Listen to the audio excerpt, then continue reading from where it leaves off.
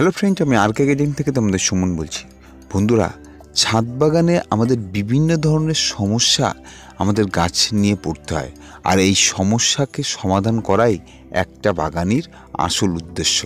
বন্ধুরা, আমাদের ছাদ বাগানে আমরা যখন গাছ প্রতিস্থাপন করি তার 1-2 মাস হবার পরে কিছু গাছের গ্রোথ একদমই থাকে না, কিছু গাছের নতুন কোনো ব্রাঞ্চেস বেরোয় না, সমস্ত গাছ যেন ঝিমিয়ে পড়ে থাকে, গাছ একই রকম থেকে যায়। বন্ধুরা, আজকের ভিডিওটা সেই কারণে নিয়েছি, যাদের গাছ একদমই বাড়ছে না, যাদের গাছের কোনো গ্রোথনেস নেই, তারা দ্রুত গাছকে কিভাবে বাড়াবে আজকের এই ভিডিওর মাধ্যম থেকে তোমরা দেখতে পারবে। বন্ধুরা দেখো, আমার এই 20 দিনের এই গাছ কি হারে বেড়েছে। প্রত্যেকটা গাছ দেখো 20 দিন বয়স, কি হারে নতুন নতুন ব্রাঞ্চেস ছাড়ছে। এটা কিন্তু আমার একটা রেড জামরুট, এটা দেখো নতুন নতুন ব্রাঞ্চেসে পাতা কিন্তু ভরে গেছে। বন্ধুরা, প্রত্যেকটা গাছ। তো তোমাদেরকে বলবো, আজকে যারা এই ভিডিওটা দেখবে তাদের এই গাছের গ্রোথনেস নিয়ে আর কিন্তু কোনো রকম সমস্যা হবে না। দেখো, এটা কামরাঙা গাছ, নতুন নতুন ব্রাঞ্চেস কচি পাতাতে ভরে গেছে। মাত্র 20 দিন বয়স, তোমরা বিশ্বাস হয়তো করবে না, মাত্র 20 দিন বয়স। বন্ধুরা, তো চলো তোমাদের আর একটা আমি দেখাচ্ছি। দেখো, আমার 1 মাস আগে এই দেখো এই অ্যালামুন্ডা গাছগুলো কি অবস্থায় ছিল, আর এখন দেখো এই অ্যালামুন্ডা গাছের চেহারা কীরকম, এবং গাছে কন্টিনিউয়াস ফুলে চলে এসছে। অর্থাৎ গাছে ফুল আনাটা ফ্যাক্টর না, গাছ যদি হেলথনেস ভালো হয়, গাছের যদি গ্রোথ ভালো হয়, গাছে অটোমেটিকলি সামান্য যত্ন করলেই ফুল চলে আসবে। বন্ধুরা, আমার লেবু গাছগুলো দেখো তোমরা কী হারে গ্রোথনেস নিয়েছে, কীরকমভাবে লেবু গাছগুলো দেখো কী হারে গ্রোথনেস নিয়েছে, এবং প্রত্যেকটা গাছ হেলদি গাছ। বন্ধুরা, তো কীভাবে এরকম করে নিয়ে এসছি, কী খাবার দিতে হবে, গাছ লাগানোর সময় তোমরা কিভাবে মাটি প্রস্তুতি করবে, সমস্ত একটা একটা করে বলবো। ভিডিওটা স্কিপ করে দেখো না, যারা বাগানকে ভালোবাসো তারা ভিডিওটা স্কিপ না করে সম্পূর্ণ ভিডিওটা দেখো। বাগান করা তোমাদের কাছে সহজ হয়ে উঠবে, কীভাবে গাছকে ফাস্ট রকেটের গতিতে তোমরা বাড়াতে পারবে। আজকের এই ভিডিওটি দেখলে আর কোনো ভিডিও দেখবার কোনো প্রয়োজন নেই। বন্ধুরা, আমার এই জবা গাছটা মাকড়ের আক্রমণের ফলে কিন্তু দুর্বল হয়ে গিয়েছিল, তাই এই গাছটাকে আমার কিন্তু এখন দ্রুত গতিতে বাড়াতে হবে। কেননা এই গাছটা মোটামুটি এখন একটা লেভেলে চলে এসছে, ঠিক করে ফেলেছি, আর একটু বাকি আছে, ওটাও ঠিক হয়ে যাবে। তাই এই গাছটাকে আমার বাড়াতে হবে। তাই এই গাছটাকে বাড়াতে গেলে আমাদের প্রথম কি কাজ করতে হবে, আমাদের দেখতে হবে গাছের রুট এখন ঠিকঠাক আছে কিনা। বন্ধুরা, গাছের রুট যদি ঠিকঠাক না হয়, হাজার রকম খাবার গাছে প্রয়োগ করলে কিন্তু গাছে কোনো রকম হেলথ ভালো হবে না। তো এক বাগানে বন্ধু আমাকে বলেছিল, যে SMS করে বলেছে যে দাদা, বিভিন্ন ধরনের খাবার দেওয়ার পরও গাছ সেই একই আছে, গাছ বাড়ছে না। কি করে বাড়বে, গাছের রুটই তো ঠিকঠাক হয়নি। তো তার আগে বলবো, এই মাইক্রোরাইজা নিয়ে আমি আগে একটা ভিডিও করেছি, তবুও আজকেও কিন্তু এই ভিডিওর মাধ্যমে বলবো, এই মাইক্রোরাইজা কিন্তু গাছকে খাবার গ্রহণ করতে 2 গুণ সাহায্য করে।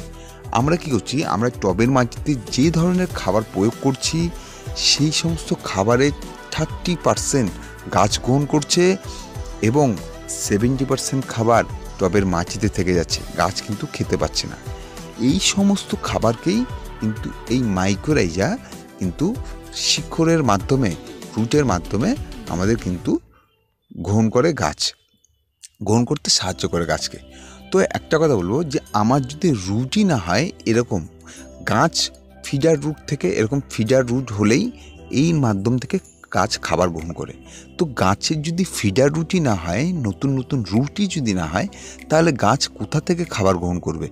অর্থাৎ এই রুটকে আমাদের বাড়াতে গেলে আমাদের প্রথম যে খাবারটি নিতে হবে সেটি হলো হিউমিক অ্যাসিড। বন্ধুরা, আমরা যখন গোলাপ গাছের রুট ট্রিটমেন্ট করি তখন কিন্তু হিউমিক অ্যাসিডকে আমরা কিন্তু খুব ব্যবহার করি, যাতে প্রচুর পরিমাণে রুট হয়।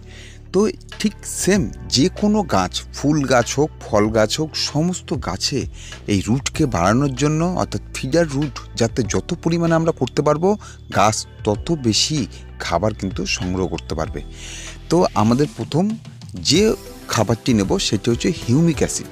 এই হিউমিক অ্যাসিড তোমরা কিন্তু অবশ্যই গাছকে বৃদ্ধি করবার জন্য, দ্রুত গতিতে বাড়ানোর জন্য হিউমিক অ্যাসিড নেবে।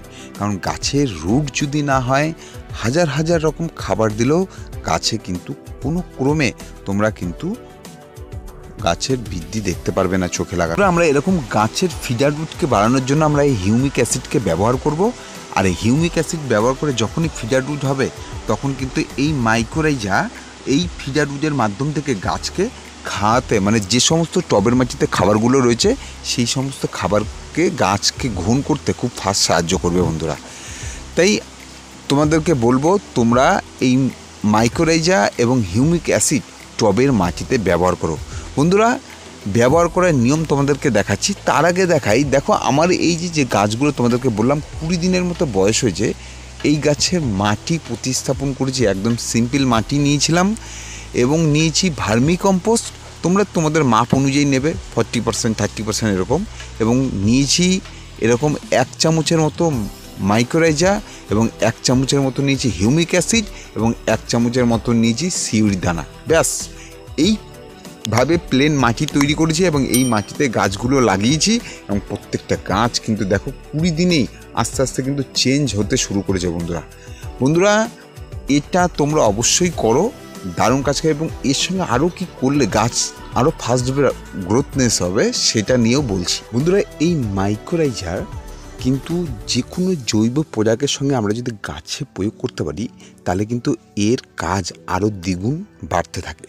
কারণ এগুলো একটা জীবন্ত ব্যাকটেরিয়া, ঠিক আছে। এরা যখনই কোনো জৈব প্রোডাক্ট পাবে তখন কিন্তু এদের কাজ আরও দ্বিগুণ বাড়তে থাকে। তাই আমরা যে কোনো ভার্মি কম্পোস্ট হোক বা গোবর সার হোক বা পাতা পচা সার হোক, যে কোনো 3টের মধ্যে যে কোনো যার কাছে যেটা থাকবে তার সাথে মিক্স করে আমরা কিন্তু এটা গাছে ব্যবহার করব। তাহলে কিন্তু দ্রুত গতিতে কাজ করবে। এবং গাছে ব্যবহার করার 7 থেকে 10 দিন তোমরা কোনো রকম রাসায়নিকযুক্ত খাবার গাছে প্রয়োগ করবে না, সে টবের মাটিতে হোক বা স্প্রের মাধ্যমে হোক, বা যে কোনো ফাঙ্গিসাইড কীটনাশক এই ধরনের জিনিস তোমরা 7 থেকে 10 দিনের মধ্যে প্রয়োগ করবে না।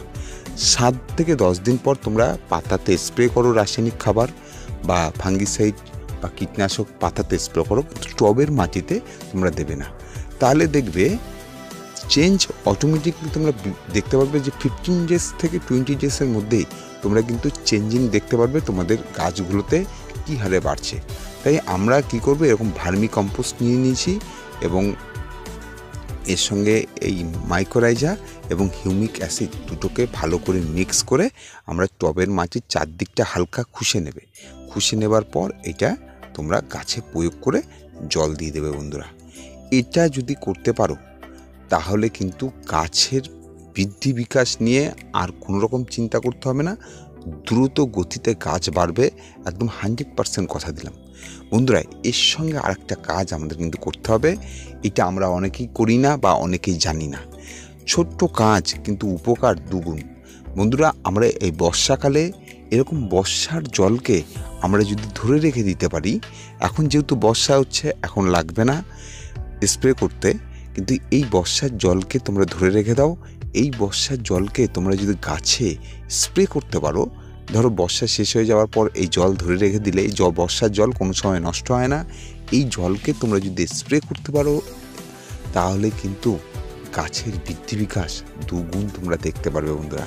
যে সমস্ত গাছ টবে প্রতিস্থাপন করছো সেই সমস্ত গাছকে তোমরা যদি এই বর্ষার জলে স্প্রে করতে পারো, দারুণ ফাস্ট গতিতে কিন্তু গাছের রুট বেরাবে, ফাস্ট গতিতে কিন্তু গাছের নতুন শাখা পোশাখা তোমরা দেখতে পারবে বন্ধুরা। আমি কিন্তু আমার বাগানে এইভাবে ট্রিটমেন্ট করি আর এগুলো তোমাদেরকে বলি।